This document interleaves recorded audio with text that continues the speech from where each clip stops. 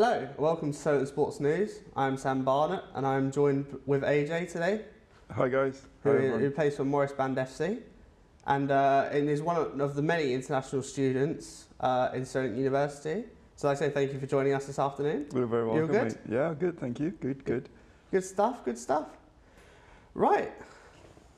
So you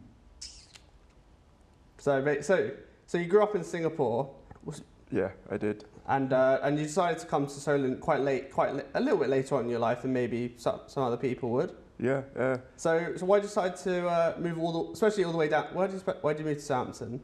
Well, I think mainly it's because of the course that I'm in, what it provides, what opportunities we hope to get in the future once we're done. I think that's the most important and common factor for other international students as well, to get to Southampton and finish the degree, and then hoping to do big things afterwards. Have you got kind of any ideas of what you want to do after?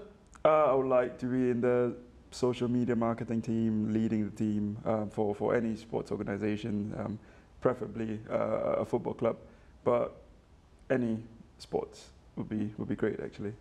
Well, obviously you play for Morris Band FC every week, and another team, of course, on Sunday League.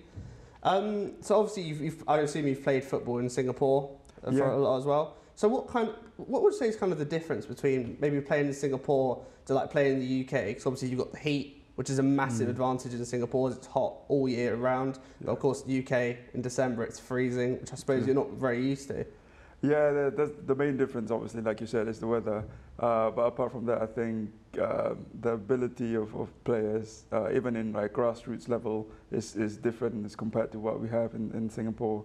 We don't really have a great foundation, but things are looking up. I think that's how I started as well, like playing for the school, playing for the team. So there's a lot of difference when I came here and started playing football. But I think I've come to terms with how it is being played differently over here, and I enjoy it a lot more here as it's more physical, more technical as well. So that's a great thing. And of course, unfortunately for me, you're an Arsenal supporter. Yes, I am. Yes. So how did that kind of come around? Especially in Singapore, how do you kind of choose your team? I remember vividly. I was in school and one of my mates had an Arsenal top on with Henry at the back. So essentially that's how it started, and I just followed them and started watching the games.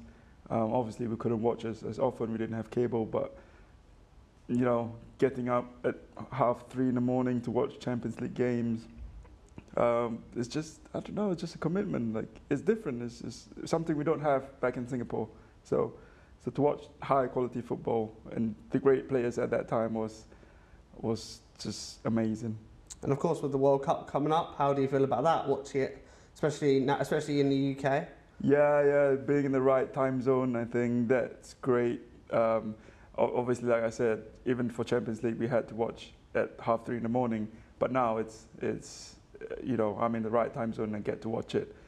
In the World Cup, when we were at home, it's tough because it'll be early morning. Sometimes we were getting ready to go to work, but this time around, I'm looking forward to it. Yeah. Well, hopefully England can do well in the World Cup. Are you going to be supporting England? Yeah, of course. I really hope we win the World Cup this year. Lovely. Well, thank you for joining us, AJ. It's time for a short break now. I'll be back in a couple of minutes with more news and interviews. So to Sam Barnett now in our sports studio. Sam, how has rookie head coach Mike McDaniel changed the Dolphins this season, in your opinion? Well, let me tell you something, that the sun is the only thing that's beaming down in Miami at the moment. The Miami Dolphins have started extremely well this season, with Mike McDaniel completely revolutionising the offense on the side of the Miami Dolphins from a perspective that's not even really happened since the Dan Marino days back in the 80s and the 90s, with a brand new running game, with an offensive line that's been improved to a proper standard, unlike last season where they were one of the worst statistically rated offensive lines in the whole league.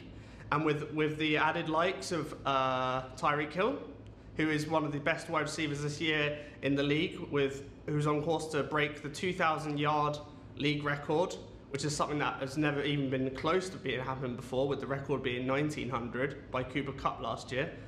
and Mike McDaniel has absolutely revolutionised this offense, and even improving the defense as well, even after being known as an offensive-minded coach. So how has starting quarterback Tua Tagovailoa improved from his average performance last season to this season? Well, the quarterback is looking like a completely different quarterback from last season. He's playing like his days in Alabama, where he was one of the most ruthless and brutal quarterbacks in the league.